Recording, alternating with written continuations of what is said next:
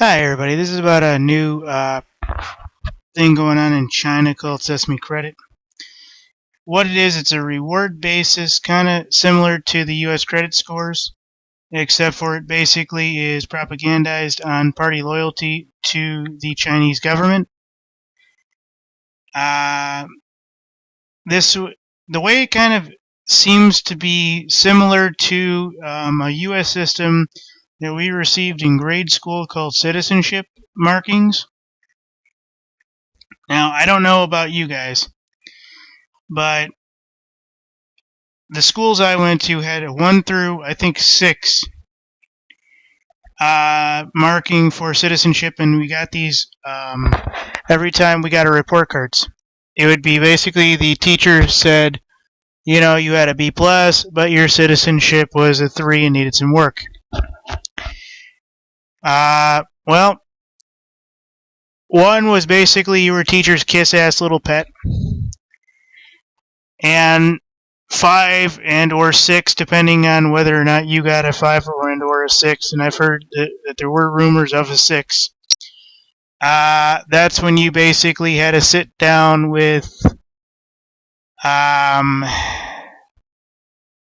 don't want to say the police, but definitely some kind of truant supervisor of some sort, where your behavior was questionable and, you know, they tried to rule you out as something or do something along that line. And this is actually coming true, and the way this is going to basically work is they're running it through social media, so they're going to have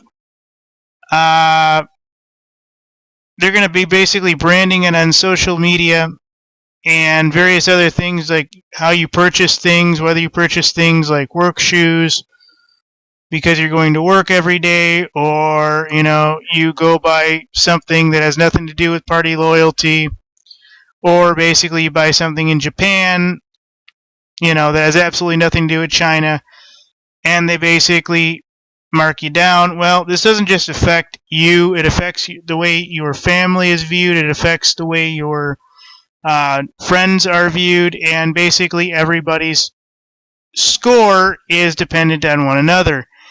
And basically this new dystopian idea is basically, instead of sending the Gestapo to your house to say, we're watching you, this basically just makes it to where everybody starts ostracizing everyone, which I think they already do in the United States, and they've done that for a number of years, basically kicking you out of one group versus another.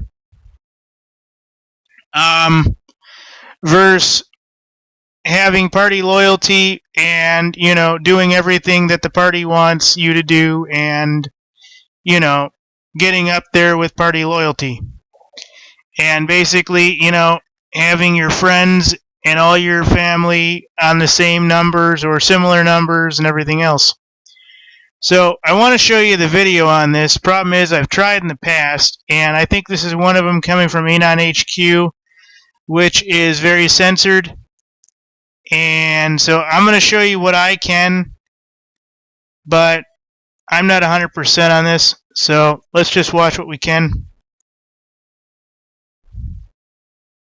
See, it's already on 2. And when we first started looking into it, we couldn't believe it. Even now, looking at this, I keep thinking that there's gotta be something about this that I just don't understand. Like, I must be reading this wrong. It's just so clearly something out of dystopian science fiction, and yet, here it is in our world, and people are actually embracing it. Apparently, China has gamified being an obedient citizen.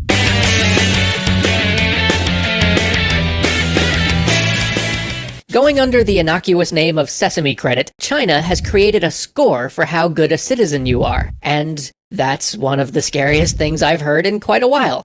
It's jointly run by Tencent, yes, that Tencent, the one that owns Riot Games and has a significant share in Epic and Activision Blizzard, and also the ascendant Chinese competitor to Amazon, Alibaba, hence the name Sesame. So the owners of China's largest social networks have partnered with the government to create something akin to the US credit score. But instead of measuring how regularly you pay your bills, it measures how obediently you follow the party line. They dredge data from your social network, so if you post pictures of Tiananmen Square or share a link about the recent stock market collapse, your Sesame credit score goes down. Share Mine a would be link like from the negative state-sponsored news 4,000. agency about how good the economy's doing, and your score goes up.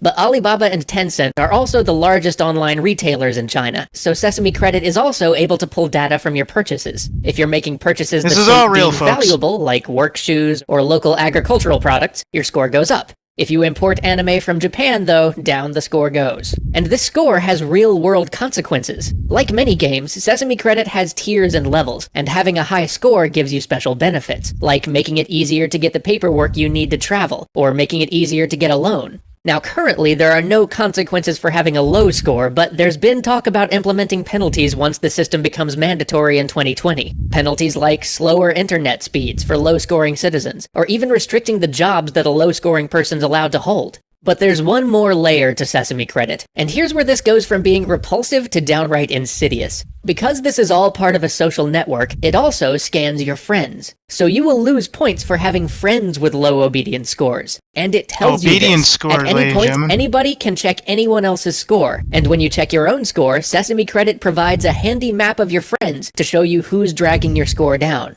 Have you ever had that thing where you play a game with somebody who wasn't doing very well, and you've tried to change their behavior to make them do better? Or maybe after a while you just sort of stopped playing with the people who were holding you back? That's at the heart of how this system works. And it's also what makes this one of the most terrifying tools of authoritarian oppression I've ever read about. Because, like, mass censorship, jail time, assassinations, those are all big, messy implements for keeping a population in line. That messiness and severity foster resentment, eventually rebellion. They're expensive, they're unwieldy. In the end, those tools are impossible to maintain. But social pressure? Ostracization? Those things are free. They happen on their own. And as a government tool, they don't have nearly the same potential for going embarrassingly, disastrously wrong. With a system like this in place, a government doesn't even have to tell neighbor to spy on neighbor, to rat each other out, because that's all built into a seemingly innocuous game system. The government need not step in. Re-education will be handled for them by friends, classmates, and relatives who want to maintain a high score. And if that doesn't work, then potentially dangerous ideas still end up quarantined by the social isolation this game system causes. Express or help to spread too many radical ideas, and people will stop associating with you. And not because some jackbooted thug showed up at the door with threats, but simply because associating with somebody with those ideas will lose them all the privileges they've worked so hard to obtain. It recontextualizes obedience to an authoritarian regime. In the past, you obeyed such powers because you were afraid. Fear kept you motivated. But fear is negative. It fosters resentment. The world we're stepping into instead uses positive reinforcement to promote being subservient to the will of the regime. It's Big Brother's kinder, gentler hand. And the things that make this scary is that we've seen the efficacy of this only too well in games. You may not actually know this, but when World of Warcraft was in its early stages of development, it had an unrested penalty mechanic that started limiting experience gains for players who had played too much. And players hated it. They resented it and they complained about it every day. So, after brainstorming on this for a while, Blizzard had the idea to simply change how the mechanic was presented. Without changing any of the existing numbers or systems, they started referring to the unrested experience penalty state as normal and made it the default. And they started calling the original normal experience gain state as rested. That's all they changed, and everybody loved it. People would log on every day just to get that bonus. Positive reinforcement works wonders. But unlike World of Warcraft, which built a system just to get people to embrace meaningless grinding, Sesame Credit has built a system to get people to enjoy falling into line. Now, the system's not mandatory yet. It's opt-in right now, but it's going to be mandatory in 2020, and there's a terrible brilliance to phasing that in. The early adopters are going to be people excited about this system, people who are already patriotic and are eager for anything that'll help display that patriotism to the world. And as early adopters, they're going to talk it up. They're going to give it an air of being positive and fun. Then it'll be foisted on the society as a whole. More than that, though, the early adopters are going to compete. Already you can see hundreds of thousands of tweets displaying people's high scores or showing off the new milestones they've hit, giving hard numbers to their patriotism and giving them bragging rights for being the most patriotic, most right-thinking person they know. And that's gonna set the tone for how Sesame Credit is intended to be used, as a competition to see who can agree with the government the most. We've talked about propaganda games on this channel before, but for all the time we've spent examining and deconstructing terrible games that espouse hate, and for all the studies on propaganda games James has done, this is the use of game systems that frightens me the most. Because to most people, Sesame Credit will seem benign, perhaps even fun. It's a conversation starter, something to share with your friends. But it's making heavy use of all the psychological motivators that we game makers deploy in scoring systems and ladders and levels, systems that we build to shape play habits and to keep people coming back. Like I said, I'm still kind of in a state of disbelief looking at this. If any of you are watching this from China, please tell me if I'm misunderstanding this thing, because I would love to be wrong about it. If not, well, I hope this episode can do some small amount to help the fight to keep such a system from becoming mandatory. For everyone in the rest of the world, I hope this helps remind us all how important it is to be aware and to be vigilant. All of these gamification techniques we've learned through making games offer incredible opportunities for making this world a better, more engaging place. But every great tool carries with it the potential for misuse. And it's on us as a community who understands this amazing new medium to do what we can to stop that. We'll see you next week. Hey everybody, just so you know, the Extra Credits team is going to go on hiatus for the next couple weeks so that we can all get some rest and spend some time with our families and such, but we will be back at the start of the new year with more Extra Credits, more Extra History, more stuff on Extra Play, everything we make. So you got that right, folks? This is going to be insane. This is going to be a competitive base for government loyalty, which means snitching on the stupidest shit is going to be probably nearly mandatory. Imagine having a neighbor down the street probably have all his bills paid for and everything else because he's spying on every one of his neighbors. Or she's spying on all their neighbors. Imagine a world where entire families kick out the black sheep or the white sheep just to keep, the Gestapo of China off them, or to keep their internet up, or to keep their general credit score up. I imagine even China has a general credit score. To where the family can go get a new car every other year or so, however they want. And I know I do a bad job at describing this thing, and the video did a much better one, but it is really going to be very competitive, and it is going to be very, very serious in the long run with the ostracization techniques, which are no doubt going to be implemented. I can imagine already that I see this already in the background of the analytics in the United States. I know for a fact that party loyalty is in question here in the U.S. and those people are generally blacklisted. And I'm not so much anti-government so much as I've been screwed in the background for so long. I really just don't give a shit because these guys aren't coming to my rescue anytime soon either. So in the end, there isn't much I can do one way or the other. I mean, I'll be honest. If somebody does something, I'll report it if I can. Or, unless my life is in danger or something. But if it's like petty, stupid shit, I don't really care. I don't want to get my throat cut over stupid shit. And this is just going to basically aim that high point person, that old world whore that, used to be with all the guys in the neighborhood. Now she's snitching on everybody, thinking everything, and, her schizophrenia and everything's kicking in because she's paranoid about this person or that person or anything. It's going to basically give government loyalty to those people to sit around and watch dumb shit happening and report shit that doesn't even exist to the authorities and basically make those types of people model citizens. And it's just kind of sad because it's going to turn neighbor against neighbor, father against son, sister against brother. And at some point, I see China just absolutely collapsing. I mean, well, of course, the alternative is also, just not using your social media and various other things, so your score won't be implemented by as many things. I mean, I highly doubt if you buy a comic book from Japan that these guys are going to give two flying shits, I mean, if that's what you're into, folks, that's what you're into. I mean, at some point, that's what it's going to basically be. You know, there are going to be ways around this, ladies and gentlemen.